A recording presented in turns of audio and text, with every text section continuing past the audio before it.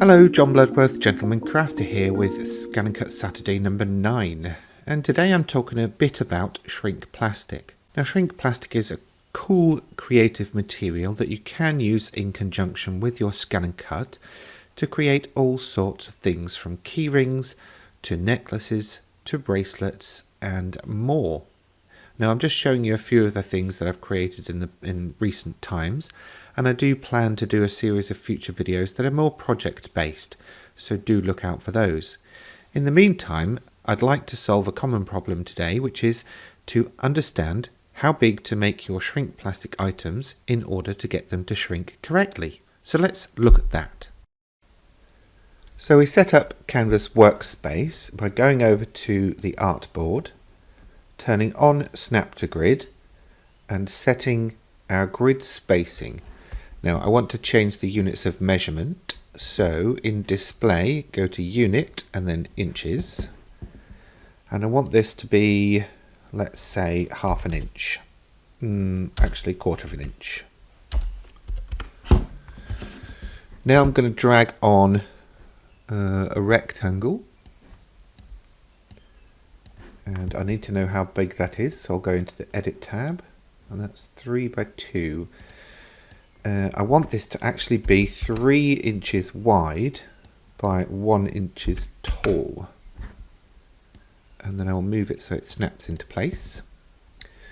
Now with my path tool I'm going to make a couple of lines, one that's 3/4 of an inch long and one that's 1/4 inch long.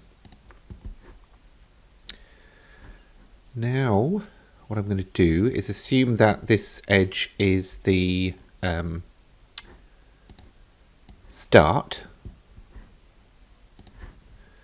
So this I'm going to drag over to here. That's 1/4 inch. That's 1/2 inch. Copy and paste the small one. And copy and paste the big one.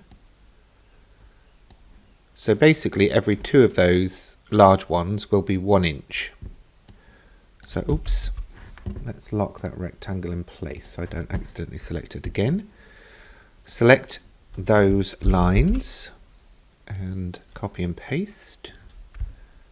And copy and paste one more time. Now I'll have to get rid of the last one because that won't be in place. So 1/2 inch, 1 inch, 1.5, 2, 2.5, 3 inches. That's about the maximum that I'll be able to get from shrink plastic in terms of it shrinking proportionately.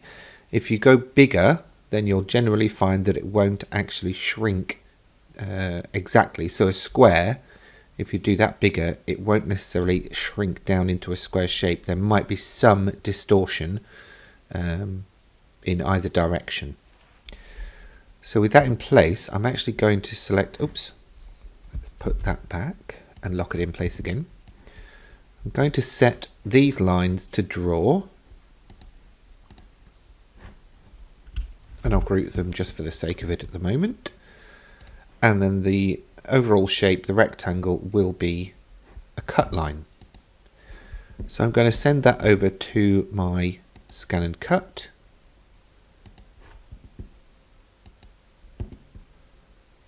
And then I will draw and cut it out, and then I will join you back over at the workstation where we will shrink this and show you how this all works.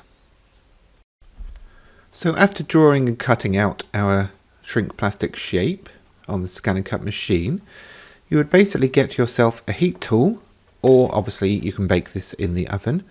I prefer the heat tool as I have a bit of control about where I'm pointing it. And then you basically heat this until it starts shriveling and shrinking. If you are doing this on your work table, sometimes a baking tray can help, as it will stop it sort of shooting off in all different directions, but make sure it's a clean one.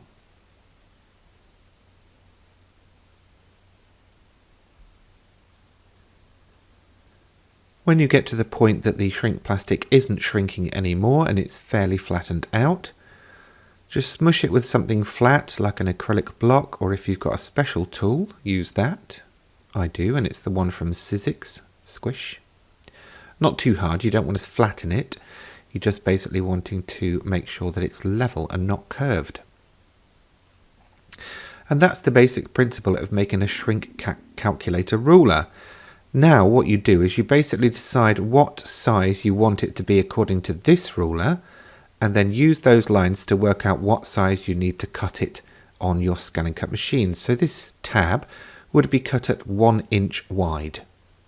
Simple.